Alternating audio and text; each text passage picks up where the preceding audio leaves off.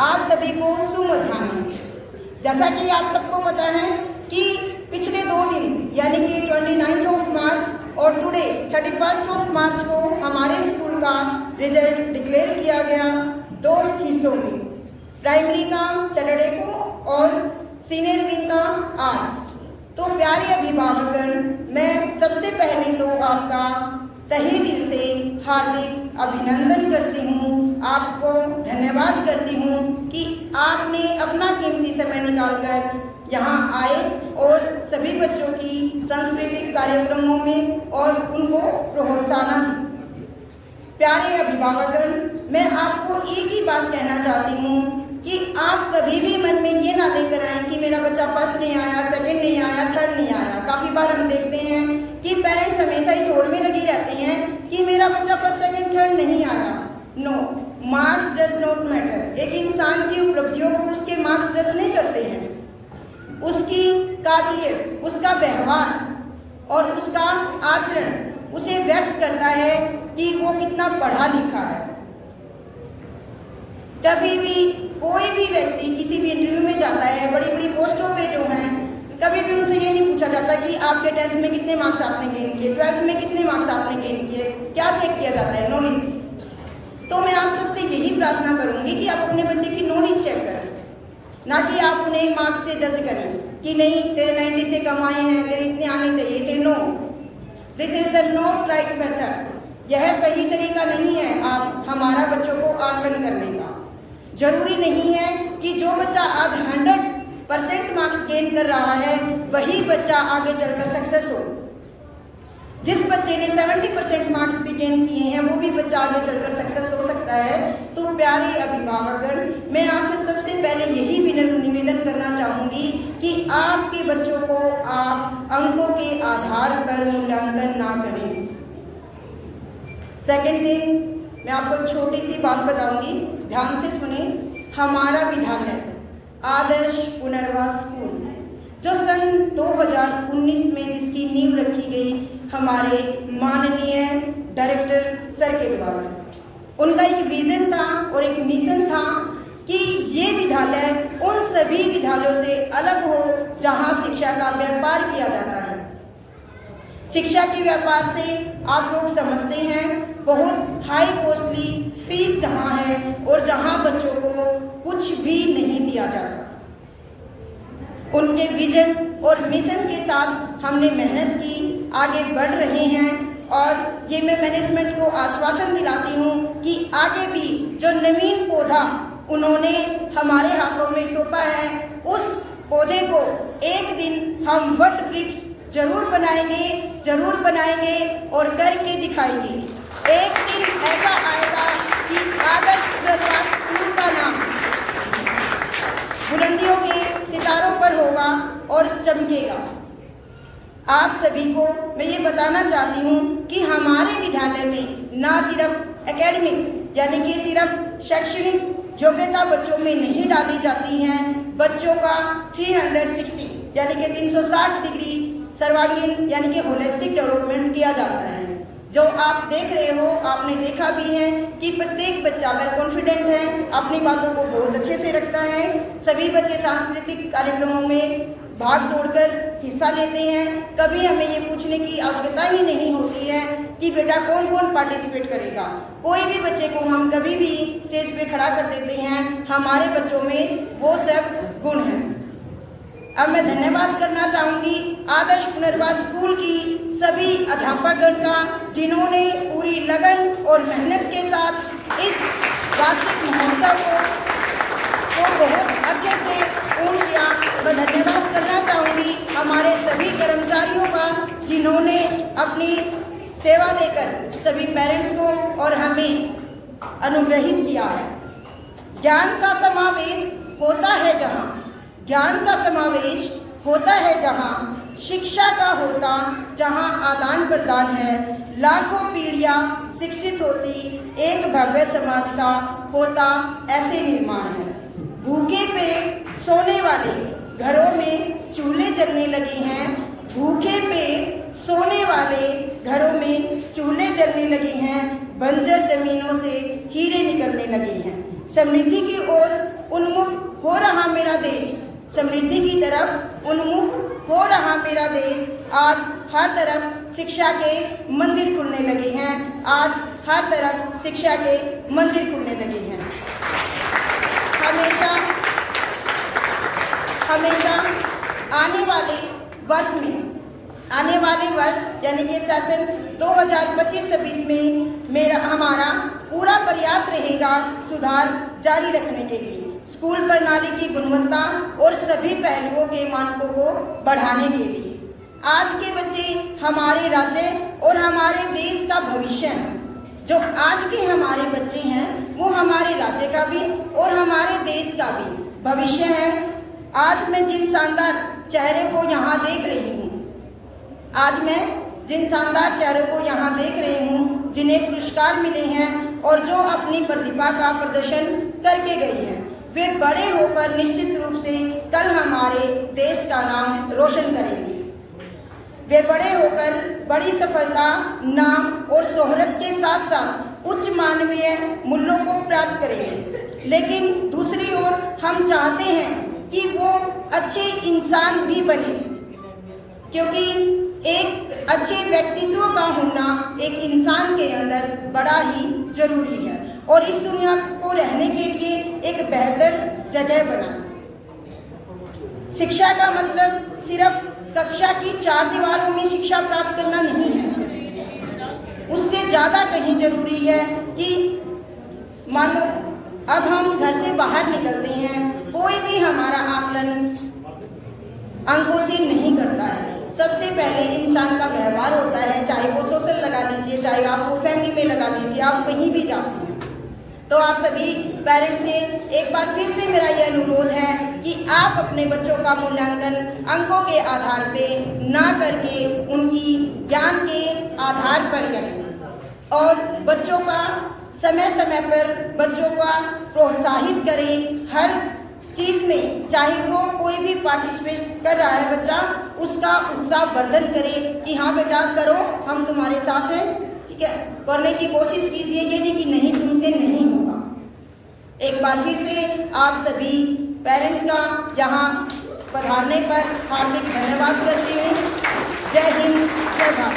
आपने बहुत अच्छी बातें बताई हैं कि एक जीवन को, एक लाइफ को सफल बनाने के लिए, सक्सेस होने के लिए कुछ स्किल्स जरूरी होती है और जब पेरेंट्स को उन स्किल्स का पता चलेगा तभी पेरेंट्स अपने बच्चों को वो चीज़ दे पाएंगे, वो चीज़ बता पाएंगे।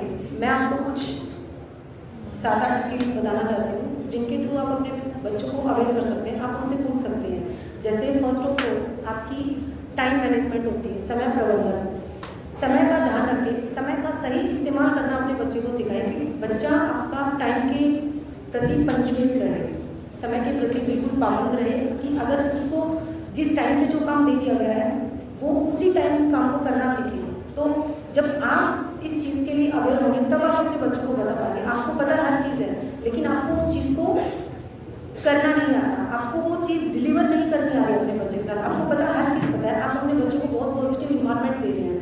सेकेंड थिंग क्या है, कम्युनिकेशन स्किल, दूसरों से बातचीत करना कैसे सीखता है बच्चा। आपके घर में कोई भी गेस्ट आ रहे हैं कि आपका बच्चा कैसे उनके साथ फेस कर रहा है, उनको कैसे ट्रीट कर रहा है। तो ये चीज़ें भी आप अपने बच्चों को सिखाएंगे कि अपने आप की बात को बहुत अच्छे से एक्सप्रेस करना ही एक बहुत बड़ी कम्युनिकेशन स्किल होती है। एंड समस्या समाधान, प्रॉब्लम सॉल्विंग, हम प्रॉब्लम सॉल्विंग मेथड से पढ़ा रहे हैं बच्चे को कि बच्चा अपनी प्रॉब्लम को कैसे सोल्व कर पा रहा है, कैसे वो टीचर से क्वेश्चन को पुटअप कर पा रहा है। इन चीज़ों का हल निकालने के लिए उसके अंदर डिसीजन लेने की पावर होनी चाहिए, डिसीजन लेने की क्षमता उस बच्चे में होनी चाहिए। इस चीज़ का आप बताएं कि बच्चे आप प्रॉब्लम सोल्व कर रहे हो तो आपको किस किस चीज़ का ध्यान रखना चाहिए। एंड आप अपने बच्चे को फ्लेक्सिबल बनाइए। फ्लेक्सिबल का मतलब लचीलापन, कि कोई भी चुनौती अगर आपके बच्चे के आगे आ रही है तो आप वो बच्चा उस चुनौती से, उस स्ट्रगल से कैसे बाहर निकले, कैसे आराम से बिल्कुल सोल्व करके उस चीज़ से निकले। तो वो है लचीलापन। आप अपने बच्चों को बिल्कुल फ्लेक्सिबल, रिजिड मत बनाइए अपने बच्चों को। रिजिड एक अपने आप में ही नेगेटिव वर्ड होता है, रिजिड की तरफ मत लेकर जाइए, बच्चे को फ्लेक्सिबल बनाओ कि बच्चा हर काम में, हर चुनौती को पार करने में सहायक हो।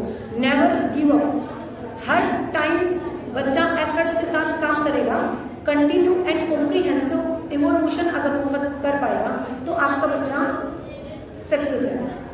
आलोचनात्मक सोच, क्रिटिकल थिंकिंग, हमेशा मैंने परसों भी बोला था, सर ने भी बताया है, मैम ने भी बताया है, प्रिंसिपल मैम ने, सबने क्रिटिकल थिंकिंग की, कम्युनिकेशन की बात बोली है। तो यही सब 21st सेंचुरी स्किल बोल रही है कि आप अपने बच्चे को अगर जीवन में कुछ सक्सेस करने के लिए, अचीव करने के लिए बनाना चाहते हैं तो उसके लिए आपको, जैसे आज की जो डिजिटल लाइफ चल रही है, दुनिया चल रही है, उसके अकॉर्डिंग आपको अपना बच्चा को करना पड़ेगा। उसके लिए सबसे पहले पेरेंट्स को ही अवेयर होना पड़ेगा, क्योंकि जो मदर टंग होती है, जब बच्चा पैदा होता है तो उसके साथ सबसे ज़्यादा कनेक्टिविटी अपनी मदर के साथ होती है।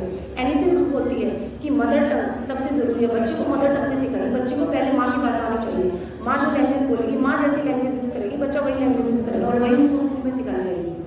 स्कूल में फाउंडेशनल स्टेज के ऊपर बच्चा मदर टंग में सीखेगा तो बच्चा बहुत अच्छे तरीके से सीख पाएगा, बच्चा प्रॉब्लम सोल्व करेगा, बच्चा प्ले वे मेथड से सीखेगा। क्यों? क्योंकि उसको इन्वायरमेंट, बेहतर इन्वायरमेंट मिला है।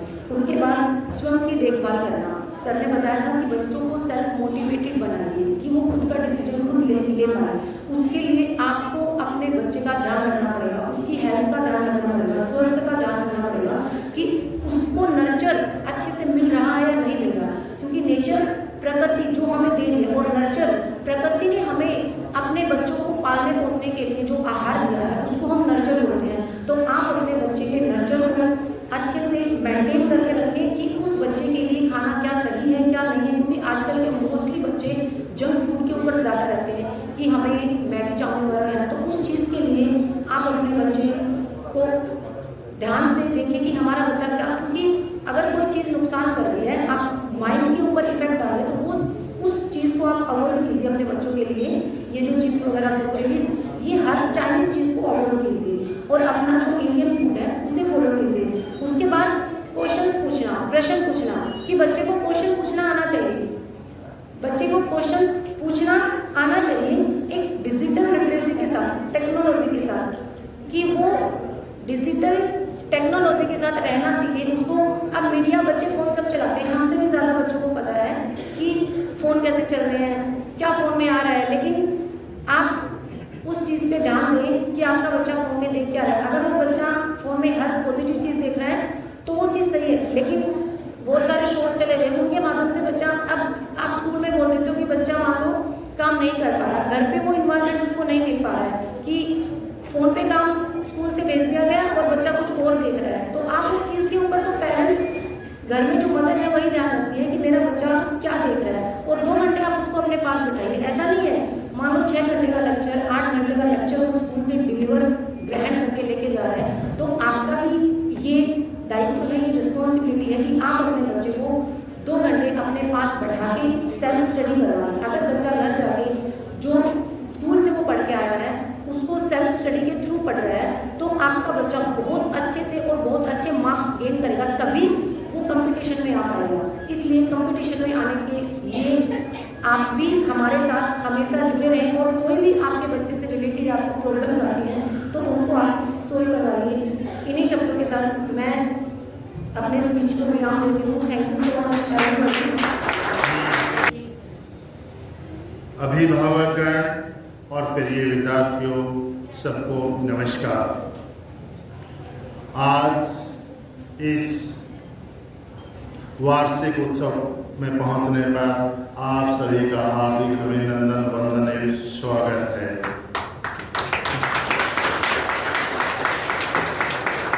ये दिन विद्यार्थियों के अंदर बड़ा उत्साह का होता है। ये उत्साह उनकी मेहनत, लगन और उपलब्धियों के प्रयास से ही इस उत्सव के रूप में उसे बनाते हैं।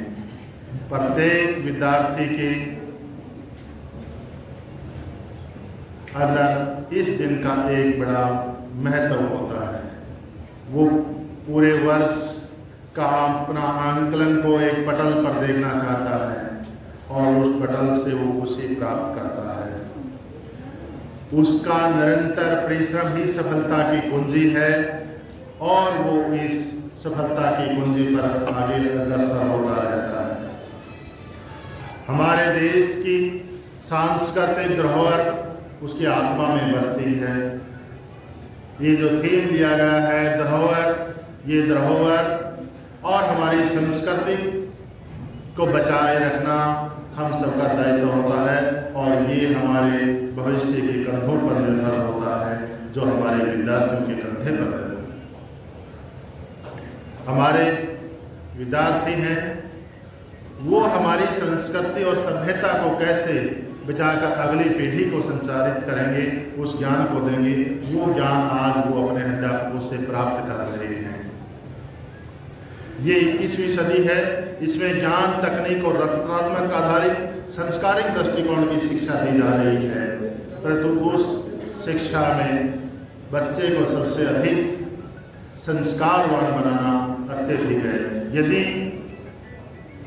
हम सब में बीज की बड़ी महत्वता होती है, आपने देखा होगा कोई पौधा है, उस पौधे में उस बीज की वजह से सारा जीवन निर्मित रहता है। इसी प्रकार से बच्चे भी हम सबका बीज हैं और बीज यदि मजबूत होगा तो पौधा भी मजबूत होगा। आप जब बच्चे को ज्ञान देता है शिक्षक और वो ज्ञान अर्जित करते हुए आज की 21वीं सदी में रचनात्मक, सांस्कारिक, तकनीकी एजुकेशन देते हुए आगे बढ़ता जा रहा है, परंतु वो अपने पिता के अक्षर ज्ञान को पीछे छोड़ना प्रारंभ कर देता है। वो कहता है कि पापा आपको नहीं ये पता, मुझे अत्यधिक पता है। वो उस बीज की वैल्यू को भूलता जा रहा है। हमें उसका ज्ञान बोध कराए रखना उससे जरूरी है कि बेटा आपने अक्षर ज्ञान तो अत्यधिक प्राप्त कर लिया है, परंतु जो आपके माता पिता ने अनुभव से जो सीखा है उसमें अभी आप कम है। इसलिए अपने बीज को कभी भी कम न आके, माता पिता उसका बीज है, वो उसका पेड़ बनता हुआ जा रहा है। हमारा विद्यालय भी शैक्षणिक ज्ञान के साथ साथ कौशल आधारित शिक्षा भी दे रहा है, जिससे बच्चे का सर्वांगीण विकास हो सके। उस सर्वांगीण विकास को आप निरंतर देखते रहते हैं कि हमारे बच्चे सांस्कृतिक प्रोग्रामों में, चाहे कला के क्षेत्र में, पेंटिंग के क्षेत्र में अपना प्रतिभा का लोहा, खेलों के में अपनी प्रतिभा का लोहा बनाते जा रहे हैं। हमें इस सांस्कृतिक धरोहर को आगे बढ़ाते हुए चल रहे हैं। जो हमारे पारंपरिक गेम हैं, उन गेमों में बच्चे अत्यधिक रुचि दिखाते हुए आगे बढ़ रहे हैं और उस सांस्कृतिक और सभ्यता से ही बच्चों में मानवीय नैतिक मूल्यों का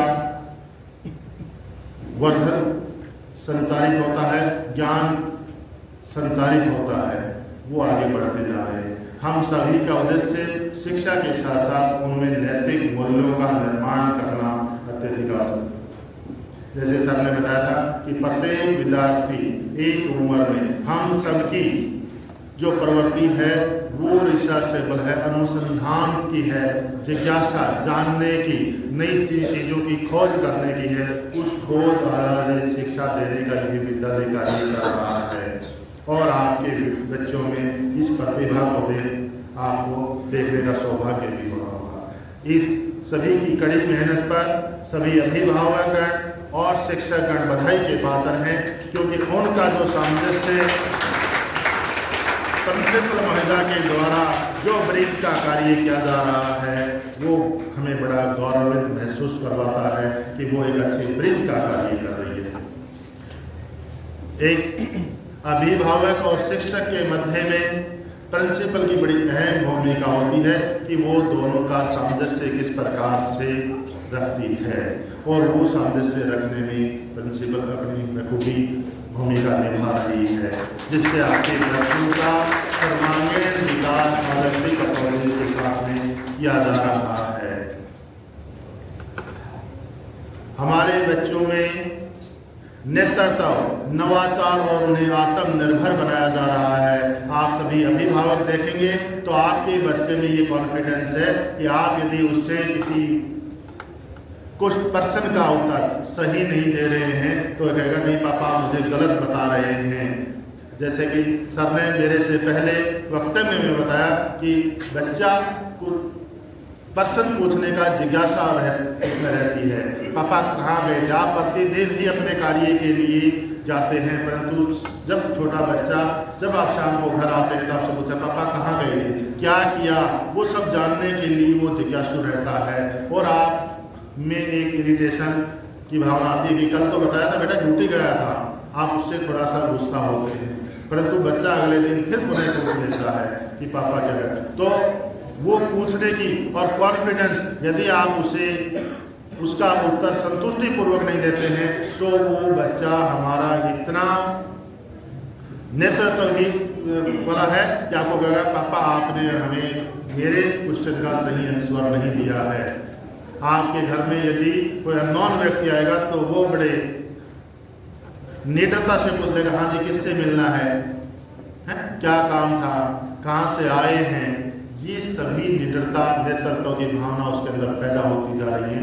ये होलिस्टिक अप्रोच से ही संभव होता जा रहा है। विषय विशेष के ज्ञान के साथ साथ शिक्षक आपके बच्चों में मार्गदर्शक, प्रेरणा स्रोत और आदर्श बनते जा रहे हैं। आपके बच्चों के आदर्शवान हैं तो ये शिक्षक सभी बधाई के पात्र हैं कि वो हमारे अभिभावकों की इच्छाएं और जो लक्ष्य है उस लक्ष्य को पाने के लिए उस मार्ग पर हमारे नन्हे मनों को चला रहे हैं।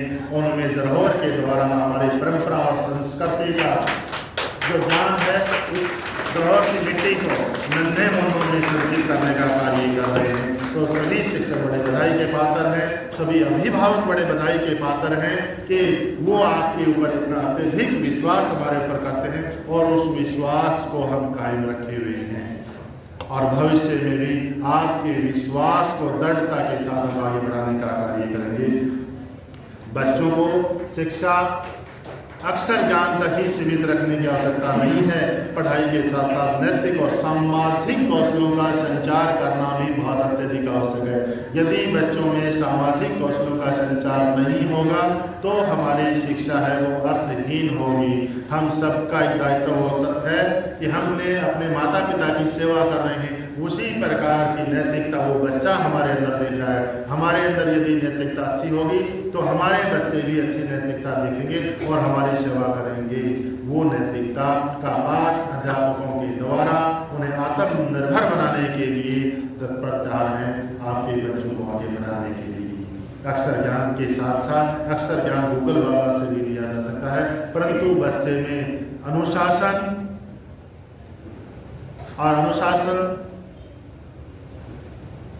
और से संस्कार आएगा। जब बच्चा अनुशासनित होगा तो वो संस्कार आएगा और संस्कार से ही शिक्षा दी जा सकती है। बगैर अनुशासित और संस्कारवान बच्चे को आप शिक्षा नहीं दे सकते हैं।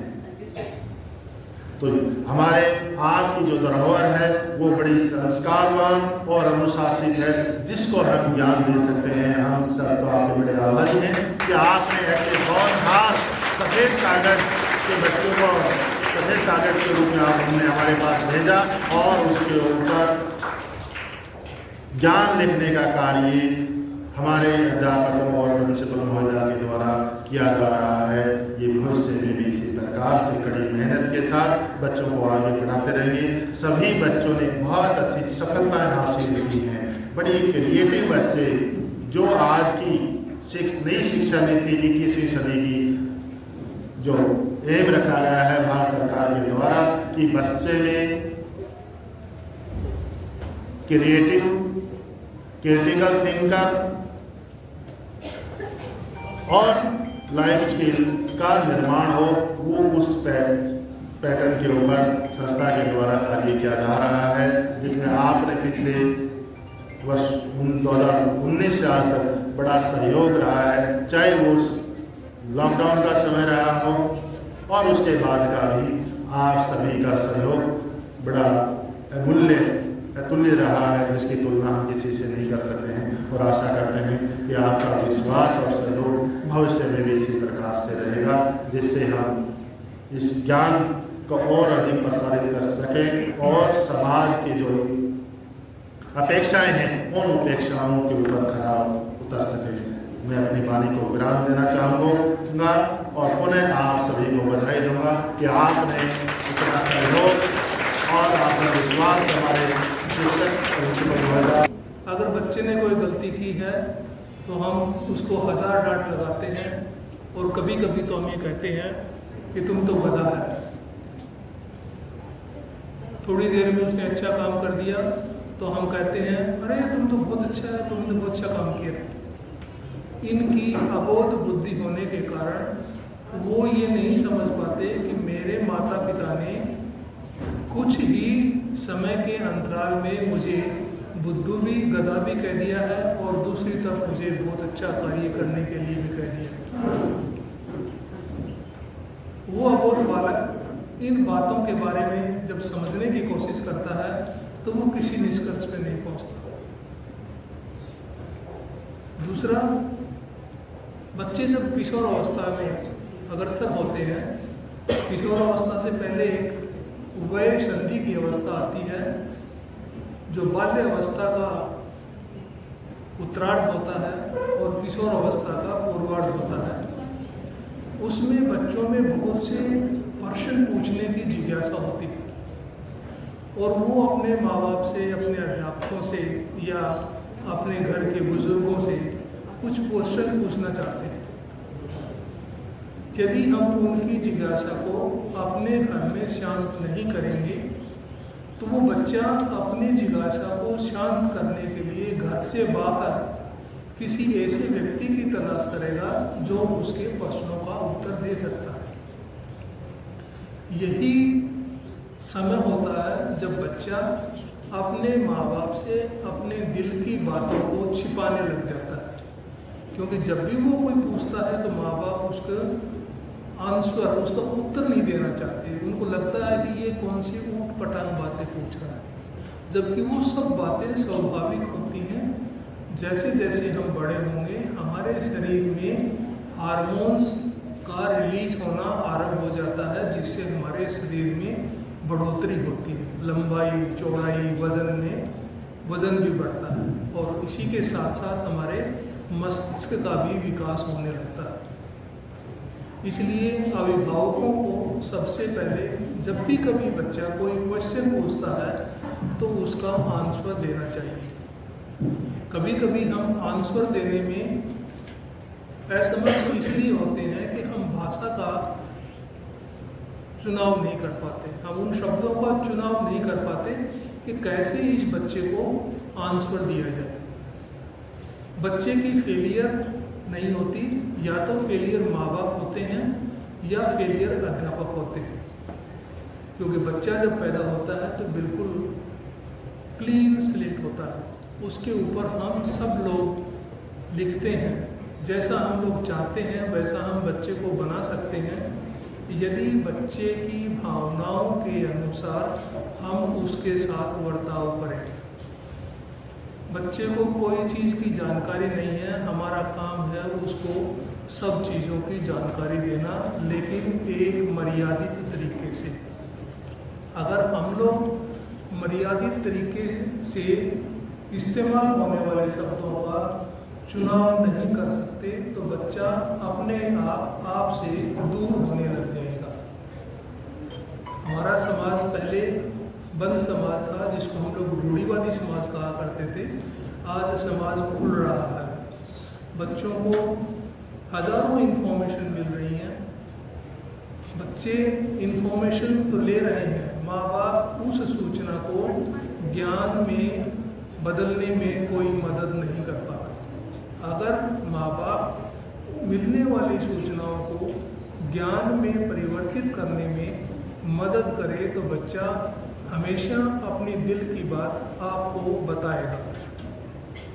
जब वो अपनी दिल की बातें बताएगा तो उनकी समस्याओं का समाधान हो सकता है। जैसे जैसे एजुकेशन बढ़ रही है, एजुकेशन का मतलब था पूरे समाज को एक साथ एकजुट बांध के रखना, लेकिन आज जैसे जैसे शिक्षा बढ़ रही है हमारा समाज विघटन की तरफ जा रहा है।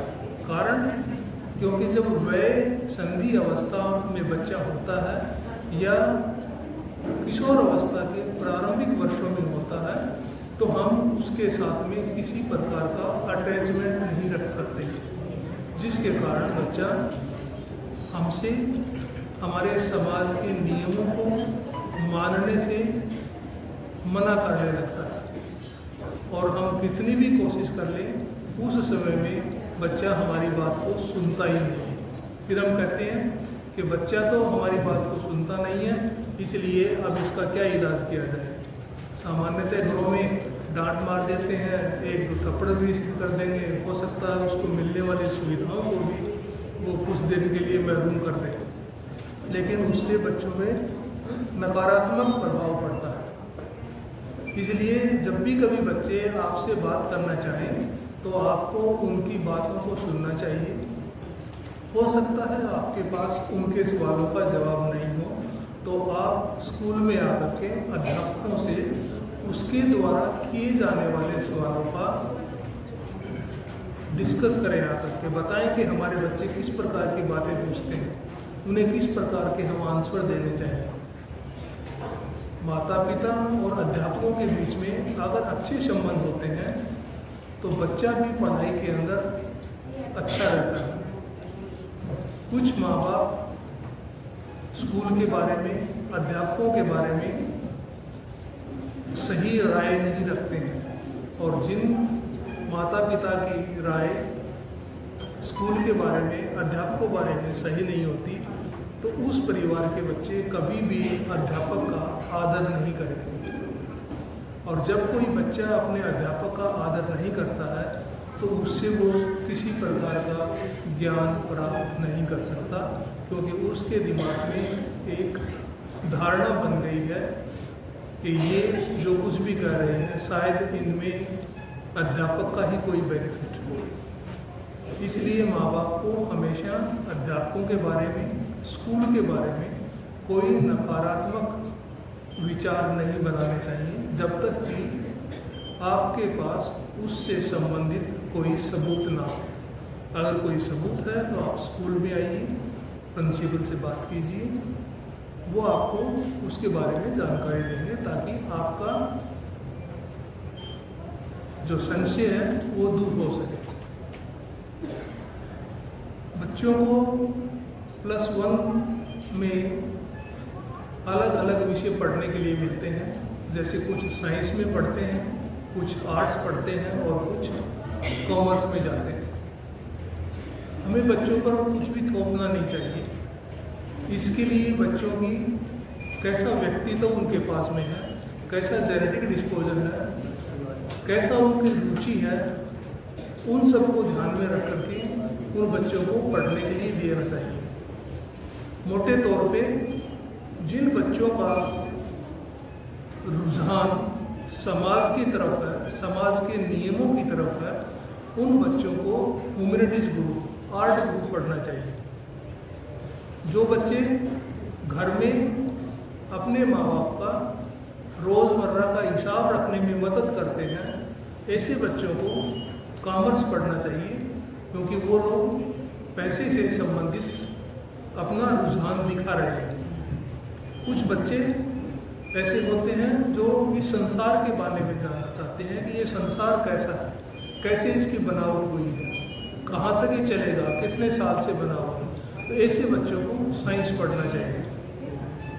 अपनी तरफ से कभी भी बच्चों के ऊपर कोई विषय पढ़ने के लिए थोपना नहीं चाहिए, बल्कि उनको वो सारी सूचनाएं उपलब्ध करवानी चाहिए जिनमें से वो उनमें से कुछ चीज़ अपने लिए छांट सकें। जब हम सूचनाएं ज़्यादा देंगे तभी तो वो उनमें से कोई सिलेक्शन कर पाएगा। अगर हमने उनके सामने लिमिटेड ही ऑप्शन रखे हैं तो वो किसको चुनेगा।